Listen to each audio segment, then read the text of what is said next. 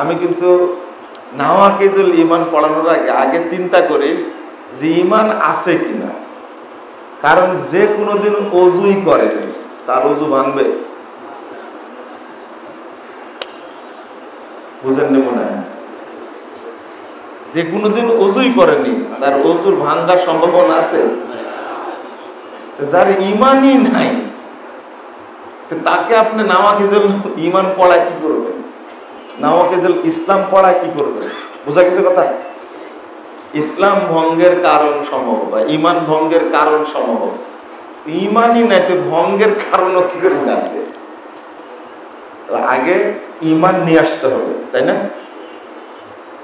তাহলে যারা আজকে আমরা মসজিদে আছি আমাদের কারো ঈমান নাই, তো ওযু আছে সবার আলহামদুলিল্লাহ।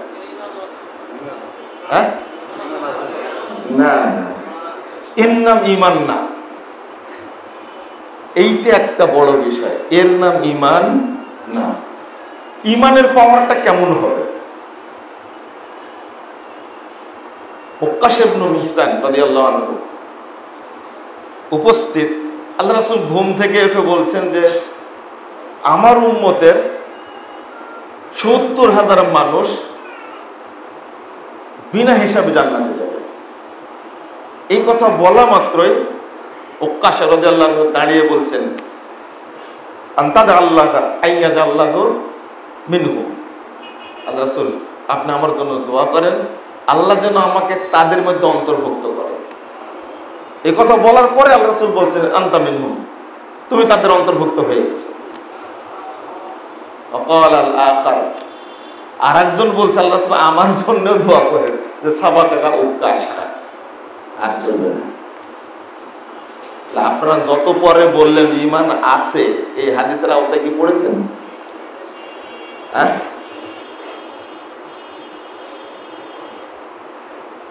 একটা বিদ্যুতের যেখানে উৎপাদন হয় ঘোড়াশাল, আমাকে আমাদের এক ভাই বুঝালে এক কেন্দ্র থেকে, হিসাবটা ভুল হতে পারে সঠিক হতে পারে, ৪,৫৬,০০০ পাওয়ার উৎপাদন হয়।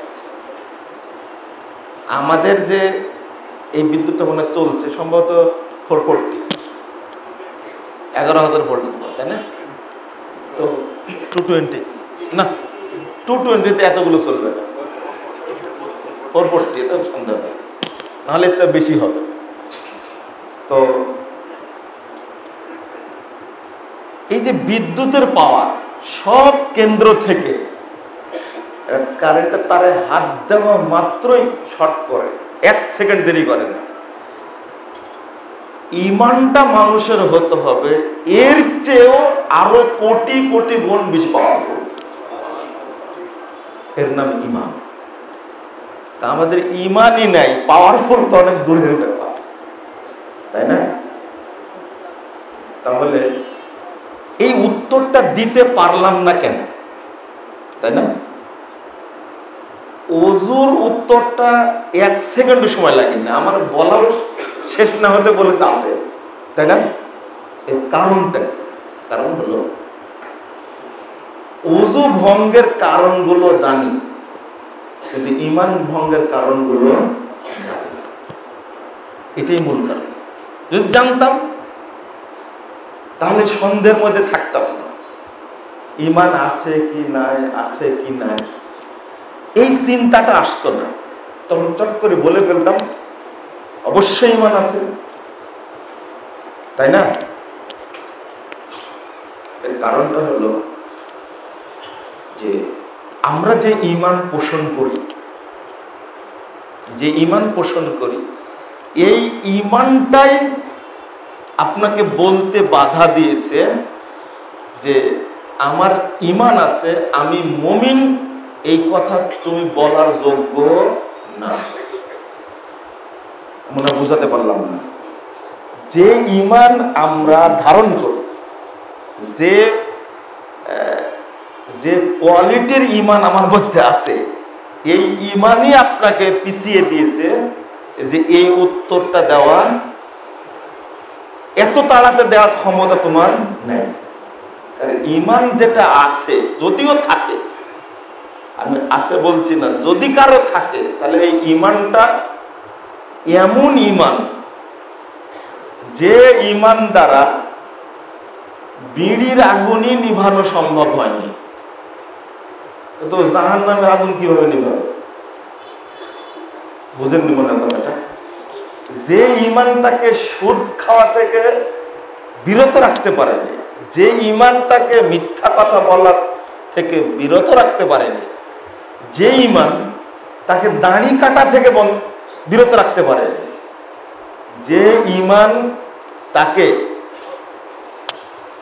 টাকনোর নিচে প্যান্ট পরে, লুঙ্গি পরে, এটাই বাধা দিতে পারেনি, আপনি কি মনে করেন যে ওই ইমান তাকে কবরে আযাব থেকে বাধা দিবে?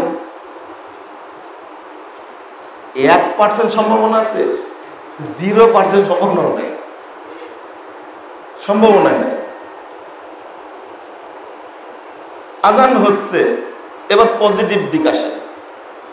আজান হচ্ছে, আপনাকে যে ইমান মসজিদে হাজির করতে বাধ্য করে না, আপনাকে ইমান বাধ্য করবে।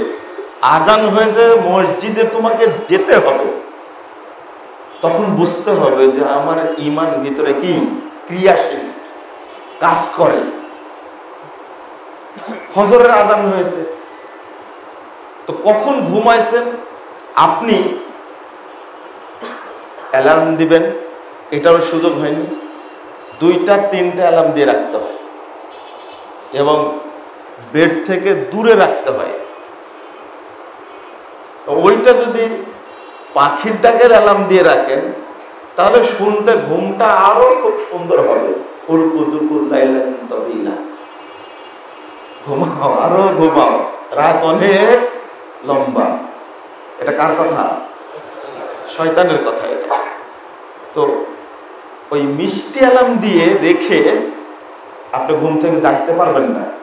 যদি ইমান ভিতরে ক্রিয়াশীল থাকে তাহলে ঘুমানোর আগেই আপনার প্রস্তুতি থাকবে, আমাকে 3টায় উঠতে হবে, অতএব 10টা থেকে 10:30টায় ঘুমায় যেতে হবে। 1 2 নম্বর অ্যালার্ম দিতে হবে।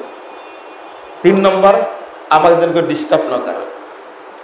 ঘুমানোর আগের কিছু প্রস্তুতি আছে, এই প্রস্তুতিগুলো করাবে কিসে? ইমান, যে ইমানটা ক্রিয়াশীল আছে। রাগ করলেন আপনারা? এইটা একজন ব্যক্তিকে বুঝতে হবে যে আজান হচ্ছে, মসজিদে যেতে জেরে হচ্ছে, তাহলে বুঝতে হবে আমার ভিতরে ইমান নাই, নিফাক আছে। কি আছে? নিফাক আছে। কারণ মুনাফিক মুসল্লির সংখ্যা এখন বেশি। ঠিক বলেন না? কিন্তু আমি ঠিক বলার বিরোধী, আপনি শুনেন, এটা বুঝলেই হবে মুনাফিক মুসল্লির সংখ্যা এখন কি বেশি। মুনাফিক মুসল্লির সংখ্যা এখন বেশি।